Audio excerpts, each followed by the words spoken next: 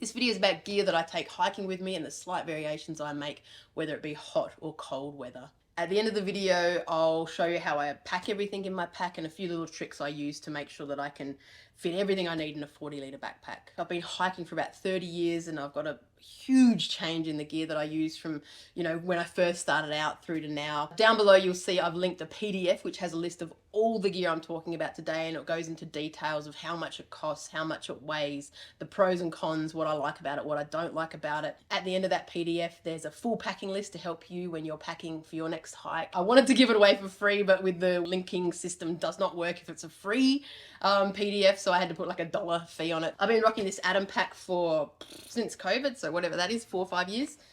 Maybe, who knows, it's been a time warp. It's a custom built 40-litre. It's got side pockets for your water. It's got this great outside pouch where I stuff anything that I might need during the day, so like my raincoat or my toilet equipment, and then larger bulkier items, perhaps like the jumper I'm not using on the outside there. Held up super well. People have complained about this fabric and think, oh, it won't stand up to the Australian conditions, blah blah blah, but I have bush blashed through Hakea and all sorts of crazy stuff, and it's just like gouged into this. There's absolutely no signs of wear. There's this tiny little bit here that I caught it on something in suburbia. I've done some really cool stuff with it, like swimming through rivers. It's not fully seam sealed waterproof, but with a couple of trash bags or liners in there, it floats perfectly. I love these little front pockets. I find them really helpful. I put, say, my mobile phone or snacks in there. It's easy to get led down the path of getting a backpack with all these zips and openings and different things, but honestly, this is what I find the absolute best way to keep your gear dry and safe is in here. I just put some plastic bags in and shove everything in the top. These are just like, I don't know, from Woolies or Bunnings, just these plastic bags is what I put most of my gear in. I'll go into that at the end of the video. Love a few dry bags, various sizes, big or small, depending on how crazy wet things are going to get on my trips. No doubt about it, I'm a huge fan of Z-Packs. This is a duplex tent. It weighs about 600 grams. That's without poles. You add poles to it and you're getting up around a kilo. It's a great tent and I love it. It's bloody expensive. More and more these days I've found myself getting into this little Mont Moon dance. So this is a single person, but it has a heap of room in there. I can have my backpack and all my gear in there with me. It's only about 300 to 400 grams heavier than the duplex, and the reason that I grabbed for this, like obviously it's heavier, but the reason I grabbed for it is because I've had a few hikes I've done lately where they've been pretty exhausting and tired. At the end of the day, setting up a non-freestanding tent can be, just that extra layer of difficulty because you're like tired and you're like, okay, I've got to get this peg in perfectly or my tent's going to collapse in the wind. Whereas this guy, it's freestanding, it's really solid construction. So Mont's a little local Canberra brand. They are absolutely fastidious when it comes to gear they can be proud of that will survive out there in the wild. So much so that in the past I wasn't a huge fan of them because I felt like they over-engineered a lot of their gear. But I think now they realise that people like me don't have, the ability or the desire to be lugging around 20-kilo packs. So not a super cheap tent, definitely cheaper than the duplex. Recently purchased a Big Agnes semi-freestanding tent. I feel like you shouldn't buy a tent and need to buy a tent like a floor protector. That's just crap. Like, give me a tent that has a floor in it I don't need to protect. I think I'm going to sell on that Big Agnes because it's this such fine material, which is I think it only has a 4,000 millimeter hydrostatic head. So that's sort of like, a wet soggy ground, and you kneel on it or put your elbow in it and it will push water through that membrane. And I'm going to do a video on tents where I actually get my tents and I put that water pressure on them, and we can see then the difference between these thicker fabrics. And the other one I've got here is a little Mont Batwing. So this is just a tarp. Tarp camping is super fun. Obviously you want to be in the right conditions for it. You don't want to be somewhere where there's heaps and heaps of mosquitoes and they're just attacking you all night. But the thing I love about tarp camping is it's super lightweight. You can create a very large shelter. And the other thing is that you're really in nature. You've got the most beautiful views. There's nothing sort of blocking you and nature. You're not like sealed away in this little tent. You're out there with it. Full disclosure, I am doing a bit of gear testing at the moment for Mont, but I got into their gear when I went on alone because I wanted that hardcore heavy stuff because I wasn't carrying it with me. I wasn't hiking. I actually started to fall in love more and more with the brand. Whenever you're packing for a hike, it's all about research, right? So if you can research and understand or see photos of the campsite or where you're going to be, it really, really helps. So if you know it's going to be full on like Larapinta, you're going to be camping in riverbeds and it's sand, Pegs like this just won't cut the mustard. These are some little stakes, little titanium stakes. They only weigh like 5 grams each or something like that. These are actually really perfect at pretty firm ground. You can actually sort of wedge them into small cracks, or even like rocky ground where you can like fit them through and in between little crevices and they can hold rock steady. These are Tokes. These are V stakes. They're just really strong, and they're really good for even softer ground. I love these. And depending on which tent I'm taking is how many I'll take. With the Moondance, it's freestanding. I might take 3 pegs or 4 if I'm getting crazy. I've also got a video called Big Rock, Little Rock, where I talk about how to secure your tent if you don't have pegs or you can't get any pegs in. Sleeping mats. So this is one area where I've had a pretty significant change. I've just started using the Big Agnes ultralight sleeping pad, and I love it. It's the most comfortable sleep I think I've ever had on a sleeping pad. It's definitely got a little bit of a crinkle to it. And very interestingly, when I had this in my Big Agnes tent, I was like, whoa, that's so noisy. Whereas in my Moondance tent, it's much, much quieter. The pad touching the tent floor, so that has a big impact. So maybe if you get the opportunity, test it in your tent. This comes separately. This is one of those pumps where you can, you know, just blow into it. You just, a little puff of air, and then like a garbage bag, you just sort of push the air through into your sleeping pad. And, you know, I think sort of like 4 bags of this and you've done it up. It's such an efficient way of doing up your pad in a lightweight way without having to sit there and This Big Agnes has a R value of 4.3, and I talk about R value a lot. R value is where you get your warmth from. I don't care how warm your sleeping bag is. If you have a bad pad, you'll be cold. And I like to have one that's around 3 or higher. 4.3 is great. I have read reviews online that some people think this isn't performing at a 4.3 level. That's why I'm still keen to keep a hold or recommend the Thermarest. They've got a new one out and it is a banger. They've made it quieter. I honestly never had trouble with it in the past. While it isn't quite that honeycomb shape and perhaps not as comfortable asleep for me, it's very warm, it's very light, but it is pretty darn expensive.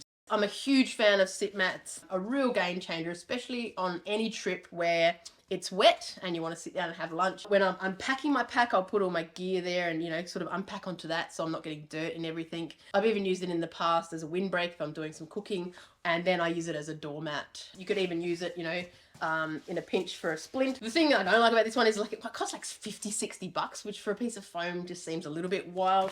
I found this other one at Ultralight Hiker. It's like 12 bucks. It's a little bit smaller, but probably do the trick, right? This is my Mont Zero Superlight bag. Now this thing weighs only 400 grams. It's wild. And the thing that makes it like huge bang for its buck is it is 1,000 loft down. So most of those, say, down jackets and things you're buying from various stores would have a 600 loft down. And so this color is like, you know, really fancy's 800, really fancy's 9. I didn't even know you could get 1,000 plus loft down. So this is like the creme de la creme of down. And this is why I've got a few little Mont down products that another one I'll show you in a minute, because this 1,000 loft down is just so warm for its weight. They say for cold sleepers down to 8, for warm sleepers down to 2 degrees. In the series, they've got a bag like this that is for warmer conditions, and they've got many more that are for colder conditions. I actually stopped using sleeping bags for a long time and went to quilts because I had one from a brand that I won't name, but it felt like a straitjacket. It was so small in the torso, whereas these are very, I think, very forgiving. I don't feel like I'm in a straitjacket. I love that about this bag. And this is my quilt. I am a huge fan of quilts. I'm always banging on about them. I just love them because I really do get some of the best sleeps of my life on the trail with them. But these pad straps, you connect to the pad, so then when you move around it stays put. I've got a video on that. I really love this quilt. This is a Neve Gear quilt. Neve Gear is really quite an exciting brand. They come out of this dude, Ryan. He was building them or sewing them in his, like, you know, garage. There's 2 main types. There's one with a sewn foot box, so that means it's all sort of sewn up. And that's really good for, like, you know, keeping you nice and warm when it's just you. But there's also varieties that are don't have a sewn foot box that you can, you know, zip up. And they're perfect. I use one for my family camping, unzip it and have it as a blanket over top of us. It's brilliant. Another big change for me, and probably a sign that I'm getting a little bit cushy in my older age, is my pillow. Now this is Nemo Philo pillow. It weighs 230 grams or something like that. It's like, you know, a third of my duplex tent. but holy moly, it is a game changer when it comes to sleep. I used to be rocking the Cedar Summit. It's like 80 grams versus 230, so there's a big difference there. But this one basically is just a plastic bag, whereas this guy has like a thick layer of foam at the top, and then you inflate the lower part, and it's just really soft and comfy. For me, the joy of saving weight on every single item that you own is allowing you to have some extravagance. It's all about comfort when you hike, right? Having a light pack is comfortable, but then the stuff you pull out of it maybe isn't as comfortable or as an enjoyable hiking, camping experience. So there's that balance that I'm sort of trying to find. Water treatment. So a while ago I did a little video on my ultimate water treatment. It has not changed since then. I'm really stoked with this method. Little plastic bag. I love my plastic Ziploc bags because then I can see what's in everything.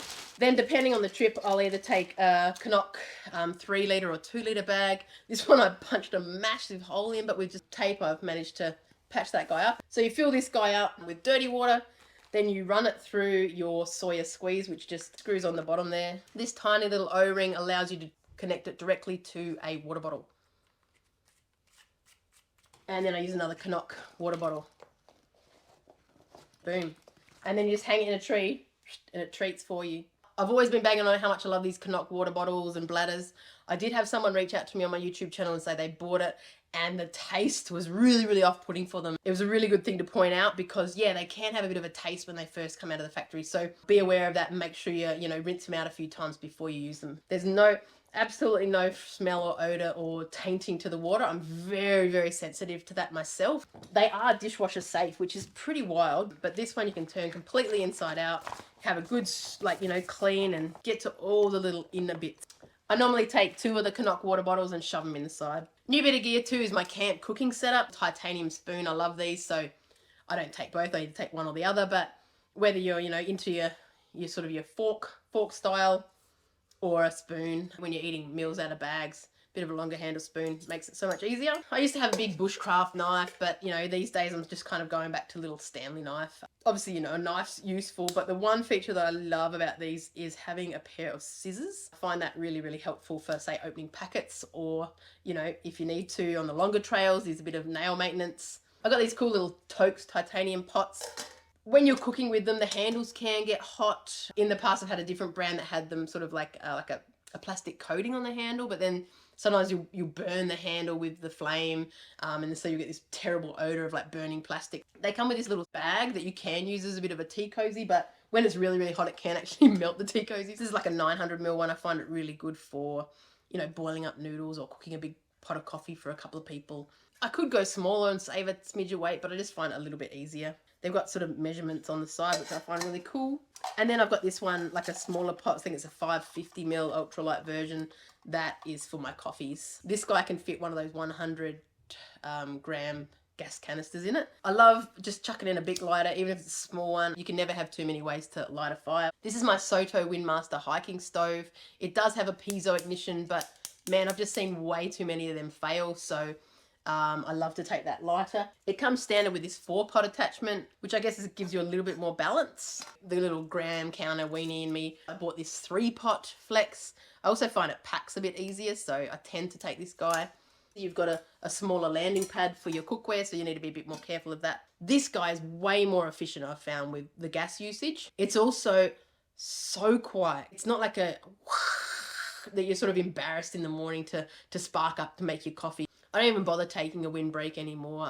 If it's crazy windy, I can use my sit pad, but I don't find that I need it. So I've got a link to a store-bought first aid kit that you can get, which I think resembles very similar to what I have here.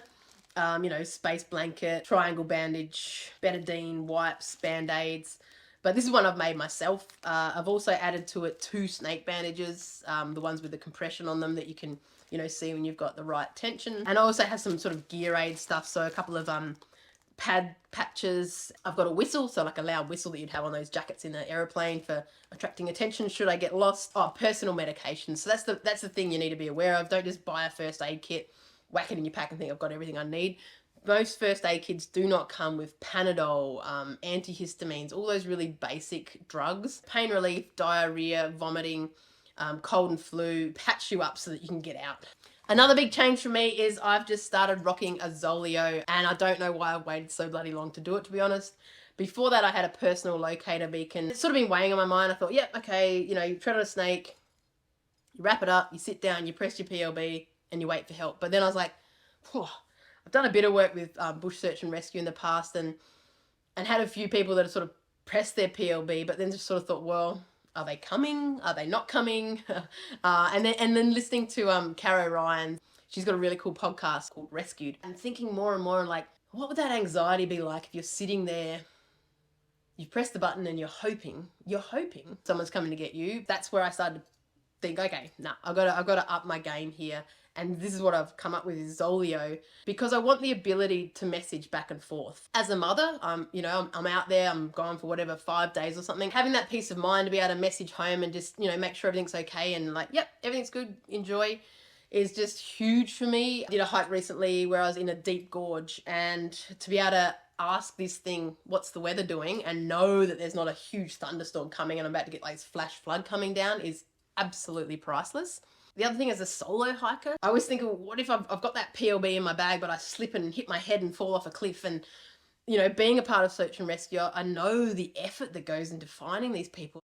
So this guy, you can set up, I think it's a little bit extra per month, maybe $7, you can get a breadcrumb feature. So as I walk, it drops breadcrumbs, so I can give that map to someone, I can give it to my loved one and be like, oh, here, I'll be home on Wednesday, and they can be watching it and then be like, oh, hang on, she's not here.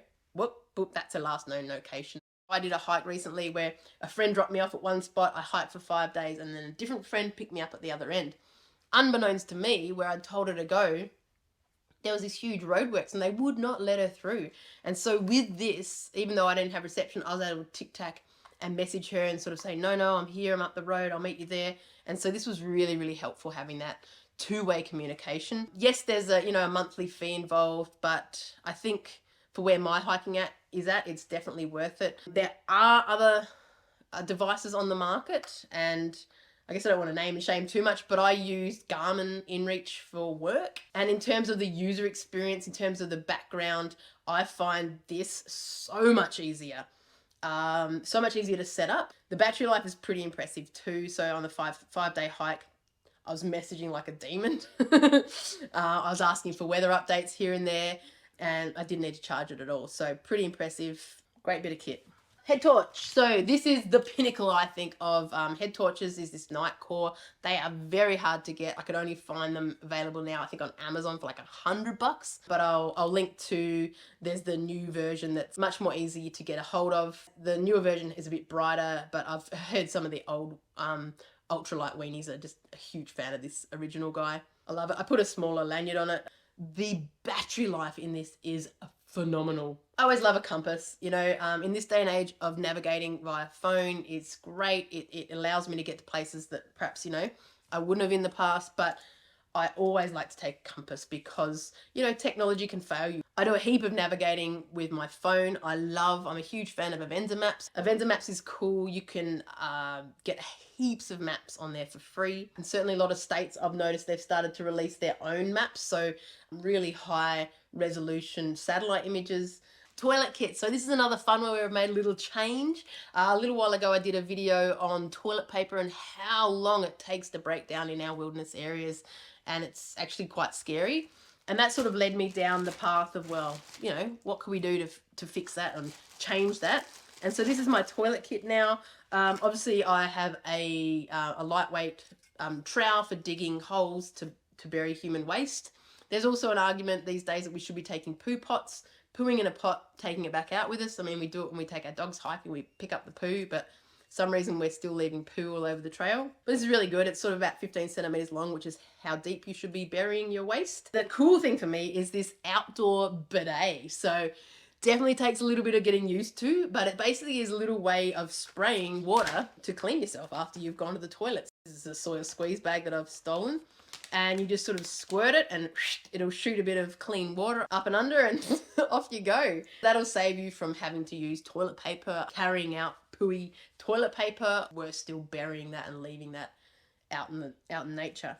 And then obviously, you know, you need a good dose of hand sanitizer after all that. Definitely not for everyone, but hey, I think it's a cool little addition to try and leave no trace while we're out there. Everything I talk about today, I'll chuck a link to in my description. My toiletries, and in here I have toothpaste tablets, and shout out to my community. There was a comment on a YouTube video that got me onto toothpaste tablets, and I love them. You can pack just as many as you need. They weigh nothing. I think they're brilliant. Good bamboo toothbrush, super lightweight, full length, but nice and lightweight. This is an old lip cream bottle that I filled with deodorant, so a little clean up there. Earplugs, I think, are absolute essential after camping once next to some very noisy hikers. I never leave home without a pair of earplugs.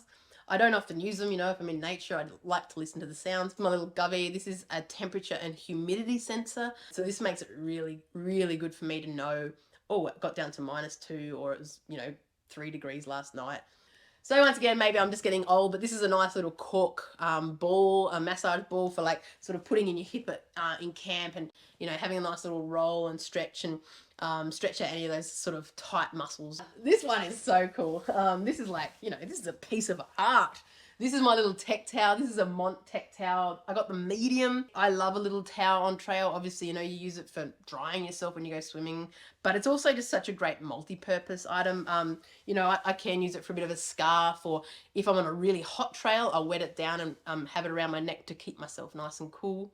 It's also, you know, you could use it as a sling. Say if I'm cowboy camping, so I just putting my air pad straight on the bare ground. I love putting this sort of under my hip and shoulder area, just for a little bit of added protection. Batteries, obviously, you know, filming while I'm on trail, my various things. These Nitecore batteries are just, I think, the best you can do. Depending on how long or what I'm doing, I'll just add more of these. So 1, 2, 3, 4, 5 of them if I'm going crazy. But yeah, mostly for an overnight, this is more than enough. This is just a little core that I picked up from a servo in Esperance, I think. But the joy of it is it's got different sort of fittings. So, you know, you got the old iPhone one, USB-C, different settings. The Neve quilt came with this great little stuff sack, ultralight stuff sack. So I actually put my food in. This is my food bag now. So that's a good little way to keep it all neat and tidy. When I hike, whether it's an overnight hike or a 20-day hike, I basically have 2 sets of clothes. I have one set of clothes that I hike in, so they get dirty, smelly, gross, wet, whatever it is. I just wear them every single day. And then I have a beautiful set of clothes that I keep warm and dry for at night that I sleep in. So these really cool little sunnies. These sort of transition with different lights, so I find them really, really good. They weigh nothing. They're like 20 grams. Sometimes when I'm wearing sunnies that don't have that transition, I find I can't see well enough to see the ground and make sure I'm, you know, not going to step on anything I shouldn't be. So I'll tend not to wear them, but these ones are great because they do transition. I love a good hat. So this is my little Akubra. I love it for keeping the sun off. I love it for keeping the rain off. That's the other joy. When it's raining cats and dogs, I feel so nice and happy. I haven't got rain hitting me in the face and just making me feel really sad, because this keeps it all off. I love hiking in a long sleeve top, whether it's hot or cold. It keeps the sun off me. If it's really, really hot, I just wet it down. I love this particular shirt because it has a really good sort of like a 3-fold collar on it, so just that little bit of extra protection for my neck if it's getting exposed. A jumper, I am a huge fan of wool, but these dry so well, so pretty big fan of that. Pants, these are so stretchy. I just love that about them. I really feel the freedom to move around. They're pretty thin and light, so if you are bush bashing through really prickly stuff, I definitely feel it. Whereas these ones, the Arctic Fox, are a bit thicker, so you don't really want to wear them in super hot weather, but they will protect you a bit more. But they're like $400 for a pair of pants. I love a pair of gaiters. Makes me feel nice and safe, pushing through grass that you can't see where you're treading. This is the absolute game changer, I think, of hiking socks, and I hope everyone has a pair of these. Anyone who's ever suffered from blisters, please go out and buy yourself a pair of Right socks. They changed my hiking life. They literally did. I did a hike from Sydney to Mallacoota, so 700 k's along the south coast of New South Wales, and I got blisters on like day 4, and every single one of those steps on that 700k hike was painful. That led me to these socks, and basically what they are is they're just 2-layer socks, and so the socks will rub and not my skin. I have not had a single blister since wearing these, ever. So I had this Mont rain jacket. I loved it because it was so long, so it meant I didn't really have to wear rain pants. This is basically just a plastic bag you can buy off Amazon. $30 for the top and the bottom. They weigh bugger all. They're not durable. But, you know, I was rocking them for a while because I love the ultralight well. But then Mont brought out this crazy ass coat, which weighs exactly the same as the Frog Tongs. But it's a beautiful technical fabric. And I am just in love with this Lightspeed jacket. 167 grams. That is phenomenal for a rain jacket. 1 gram less than this guy, which is meant to be the pinnacle of, you know, ultralight backpacking, but it's a plastic bag. This is actually Morse code for Mont, which I think is just a really cool little thing to add to the parcel. And it's really nice, well covered in the arse. I think some of these ultralight running jackets and things that I've had in the past, like I had an Arc'teryx ones, it was really quite high on the hip. So I hate rain pants. I always find they fall down. It's a rain kilt. So like a dress, a kilt. So you wrap it around and that can keep you dry. It's also a really cool piece of kit if you are cowboy camping and you want like a bit of a ground mat to put your air tat on. In the past, I've been rocking this Arc'teryx puff jacket, but to be honest, I actually don't find it that warm. This is a Zero Ultralight puff jacket by Mont. It's like 226 grams for a size 14, whereas the Arc'teryx is 274, and no doubt about it, this one is so much warmer. Yes, it doesn't have a hood. I would quite like a hood, but once again, this has got that 1000 loft down in it, and that's what makes it so bloody warm for the weight ratio. So this is like a $600 jacket, Arc'teryx, and the down in it is only 850 loft. Whereas this with your, you know, 1000 loft down is only 400. So I'm pretty impressed with that, and it weighs less. I think it's warmer. Yes, it doesn't have a hood, but when I think about it, like when I'm hiking in cold places, I'll just take my crazy beanie. My sister-in-law from Norway knitted it for me, and I wore it on alone. When I went on alone, I wanted to get the warmest, woolenest, thickest stuff I could possibly find, because I knew sitting in Tasmania in winter with, you know, minimal calories, I was going to freeze my ass off. And that led me to find a brand called Wilderness Wear, and I found these thermals. These are 300 GSM or something. So this is the thickest thermals I could possibly find. They make these really cool, colorful socks. They have various levels of thickness, but I just love these. These are great little woolen socks for round camp. Sometimes I hike in them. These are synthetic. So these are like my little sleeping outfit. But where this is really good is if you are sweating into your clothes, say you're skiing or something, it can wick the sweat out much better than, say, a pair of woolen thermals could, because the wool often will hold water, whereas these will pull the water away from your skin. I've been rocking Altras for years, minimalist shoes, and I always wanted to push it maybe that little bit further. That led me to a brand called Vivo Barefoot, and these are a pair of shoes that are super minimalist. They crush down, really small, and the joy for me is that you really feel every movement under your foot, and it feels like you're walking naturally. They are absolutely not for everyone. Some people need more support. Some people need X, Y, and Z, and it does take a while to build up to being in these shoes if you're not used to it. So don't just grab a pair and go on the overland track. I did a gorge walk in and out of water all day, like 5, 6, 7 times a day. Their grip was phenomenal. I flogged the absolute crap out of these. That was one of the hardest hikes I've ever done. They came out absolutely perfect. One little scratch here, it's just like a surface coloration. I even did a hike recently up in the Northern Territory. A friend of mine was wearing, you know, hardcore boots. His boots got ripped apart. Chunks came off, and nothing has happened to these. Love these. You know, this is what I wanted, I always wanted, but I stumbled across these, and to be completely honest, I just thought they looked really, really cool, and I was like, I want a pair, even if I just wear it for work, because I'm just not into boots. I think boots are crap. I hate the restriction.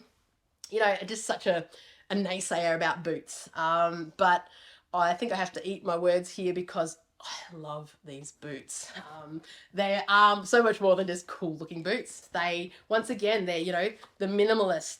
You have that dexterity and the sensitivity of touch and what you're doing. These are waterproof. So I did a hike and sort of, you know, the whole ground was thick, muddy, wet, squish, squish, squish. My feet stayed dry the entire hike. They stayed warm. You wouldn't want to be wearing them in a hot, humid area because you just sweat. They're absolutely not cheap. I do have a discount code for them. I think you can get 15% off. I read somewhere that Vivo Barefoot are much better for people with broader feet, which I have. Whereas if you have a slimmer foot, you're perhaps better in zero shoes. Haven't worn zeros, but I think they're the same sort of vibe. Cool, I think that's everything. Let's chuck it in. I'm packing for a 3-day hike, and the first thing I do is get a plastic bag and put it inside my pack. I never use rain covers or anything like that. I just seal everything inside my pack, inside this plastic bag, knowing that it's nice and dry. If I'm doing something really hardcore wet, I'll put a couple of extra dry bags in there. Then everything just goes inside this plastic bag, and I'll tie it off with, say, a hair tie or something at the top. Then what I do is I split my gear into, I guess, sort of 3 main categories. Stuff that I need during the day, stuff that I probably, hopefully won't need, like my first aid kit, and then things that I won't need until I get to camp that night. So they can go way down at the bottom of the pack. The other new method I'm using is I put things in there that are hard at first, so like my pot, my tent, put them in the bottom layer, and then I use the soft stuff to stuff in around it. So let's have a crack. Some websites and things will talk about worrying about the weight of things and where you place them in the pack.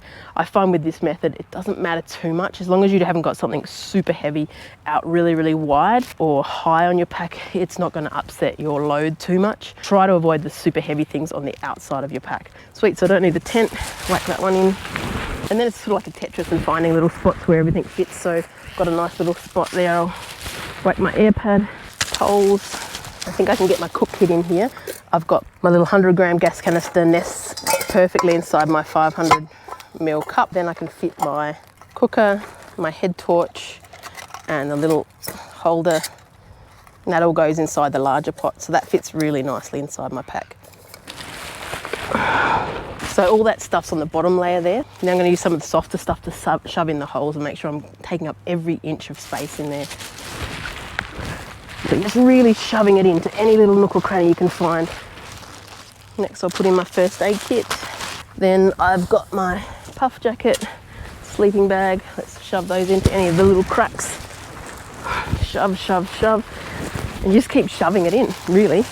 And you find it takes up bugger all space. Shove, shove.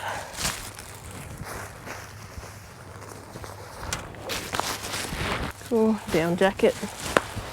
It's all nicely inside this pack, so no worries if it rains. You know everything's going to stay nice and dry. All right, that's a lot of shoving. Cool, feeling pretty good. This is my food for 3 days. Often I'll put this on the outside of my pack, my raincoat, but I know it's going to be nice and dry, so that I can shove that inside as well. And then all this stuff I want on the outside of my pack so I can access it easily during the day. Then what I do is I just squeeze the air out, and I'll get a hair tie, twist that and tie it off, so I've got this nice sealed bag. Next I chuck in the food because I might want to get to that throughout the day. It is a little bit heavier, so consider if you've got some stuff that you're not going to be using, you could pack that a little bit lower in your pack. All right, seal this bit up.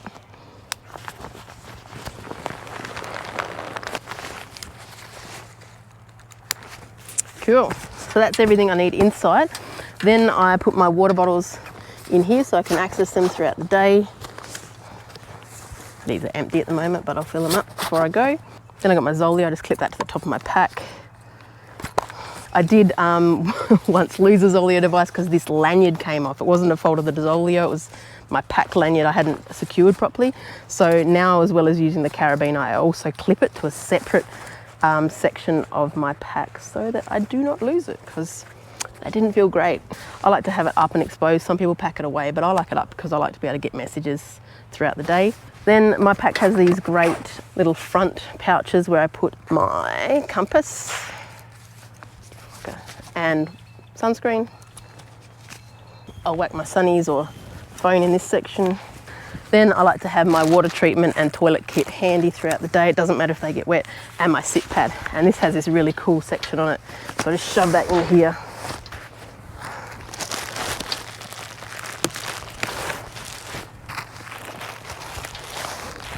I'll also put my rain jacket or my jumper on the outside if I need it. Boom.